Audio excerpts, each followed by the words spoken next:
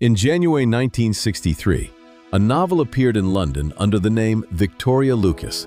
The woman who wrote it was Sylvia Plath. She had given the book another name because too much of it stood too close to her own life. To understand why that false name matters, we have to go back 10 years before the book appeared, to a summer when Plath seemed to be entering the world she had worked toward. New York, a magazine internship, a hotel full of ambitious young women, the kind of opportunity that should have felt like proof. Instead, it became the beginning of a pressure chamber.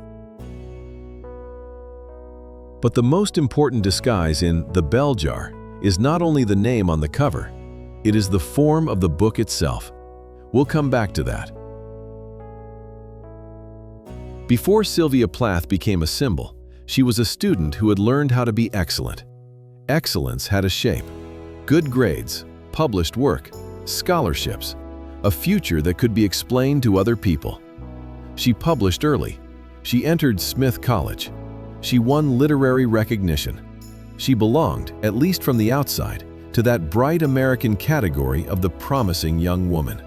Talented, disciplined, attractive to institutions, and apparently moving upward. This matters because The Bell Jar is not a story about someone who never had a future. It is more unsettling than that. It is a story about someone who can see several futures and cannot breathe inside any of them. In the America Plath was writing from, a young woman could be praised for intelligence, but still expected to fit that intelligence into a narrow social shape. She could be encouraged to succeed, as long as success did not make her too difficult, too independent, too hungry, or too strange. Ambition was allowed, but it had to behave. That is one of the quiet cruelties of The Bell Jar. Esther Greenwood is not suffocating because the world has no place for her.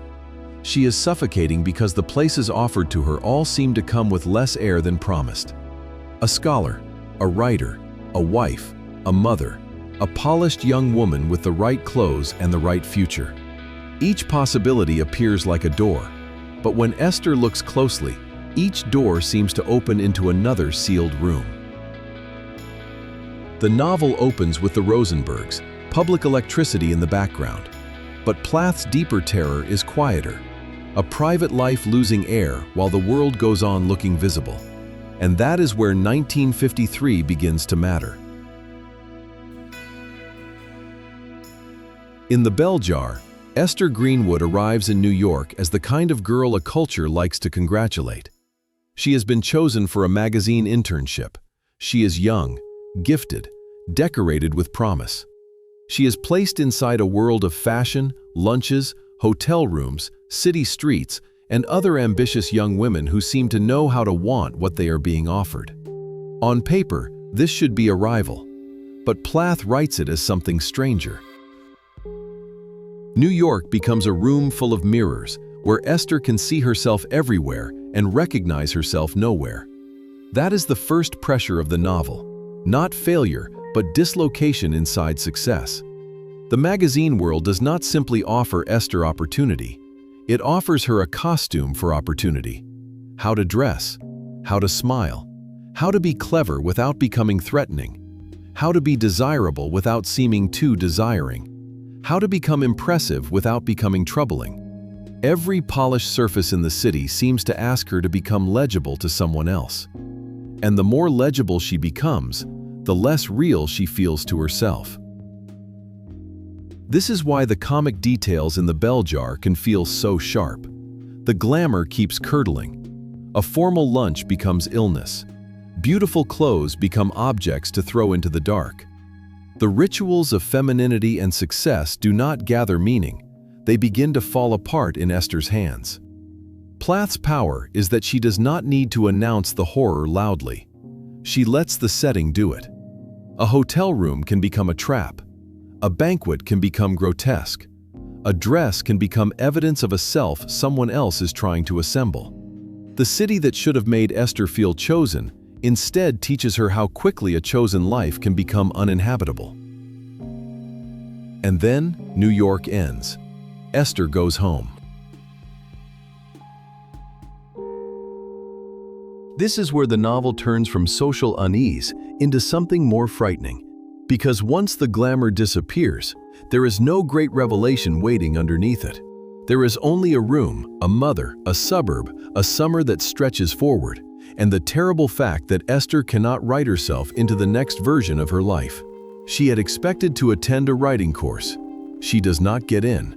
It is a small fact on the surface, but in the emotional logic of the novel, it is the moment a whole system of selfhood begins to fail. For someone whose identity has been built on achievement, rejection is not just disappointment. It is a crack in the structure that has been holding the self together. Esther has been trained to move forward, win the prize, get the place, publish the work, become the right kind of exceptional. Now forward stops. And when it stops, she does not simply choose another path. She begins to see the paths themselves as unreal. This is where The Bell Jar becomes more than a novel about depression. It becomes a novel about the terrifying distance between how a life appears and how it is experienced from inside. A person can look successful and be disappearing. A person can be surrounded by choices and feel trapped by every one of them. A person can be visible to everyone and still remain unreachable.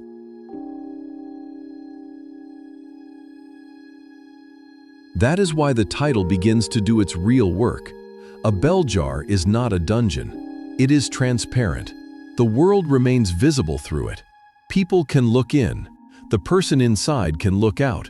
And still, the air is wrong. That image is the novel's great invention. Not because it explains everything medically or neatly, but because it gives shape to a condition that is difficult to describe from the outside. Under the bell jar, life continues to be visible. That is part of the terror. The street is still there. The family is still there. The future is still there. Other people are still moving through their ordinary air, making plans, keeping appointments, assuming the world is breathable because it is breathable for them. But inside the glass, the same world has changed substance. Time thickens. Language begins to fail. The self becomes harder to reach. This is also why the novel's treatment scenes have to be handled carefully. They are not there to turn suffering into spectacle. They are not there so the story can become a simple argument against medicine or a simple portrait of madness. Their force is colder than that. The novel shows a young woman being named from the outside again and again. Patient, daughter, promising girl, difficult girl, talented student, future wife. But none of those names can reach the person trapped beneath them. The bell jar is frightening because it is not only a symptom, it is a social image. It is what happens when the world keeps describing you, but no description gives you air. And this brings us back to Victoria Lucas. When The Bell Jar first appeared, Sylvia Plath's name was not on the cover. The false name created distance. It placed a pane of glass between the author and the book. But the irony is that the disguise did not make the novel less revealing. In some ways, it made the revelation sharper. Because The Bell Jar is not powerful simply because it resembles parts of Plath's life. It is powerful because it transforms experience into a structure the reader can feel closing overhead. Esther Greenwood is not Sylvia Plath copied onto the page. She is what happens when experience is transformed into a room the reader can enter. That is the most important disguise in the book. Not Victoria Lucas, fiction itself. A diary asks us to look at a life. A novel can do something stranger. It can build the emotional weather of that life around us until we understand it from the inside. This is why The Bell Jar has lasted beyond the details of its moment. Yes, it belongs to the 1950s.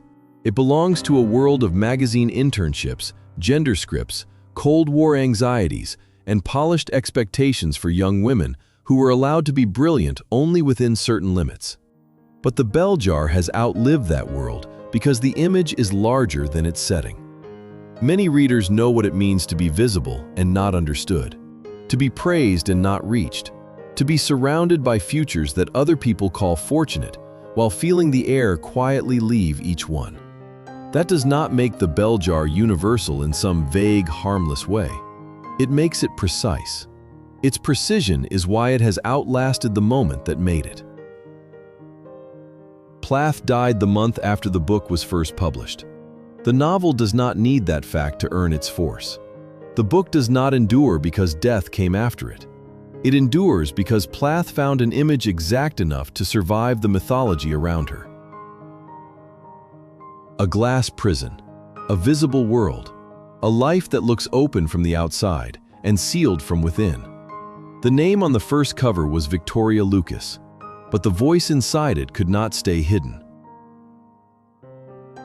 Sylvia Plath had written a novel about a young woman everyone could see, gifted, promising, surrounded by choices, and almost no one could hear. That is why the bell jar still unsettles. Its prison is made of glass. The world remains visible, and still, somehow, the air is gone. If this story makes you want to return to the bell jar, I'll leave a link to the book, and, when available, the audiobook, in the description below. And if you want more stories about the hidden lives behind great books, consider subscribing to The Hidden Story.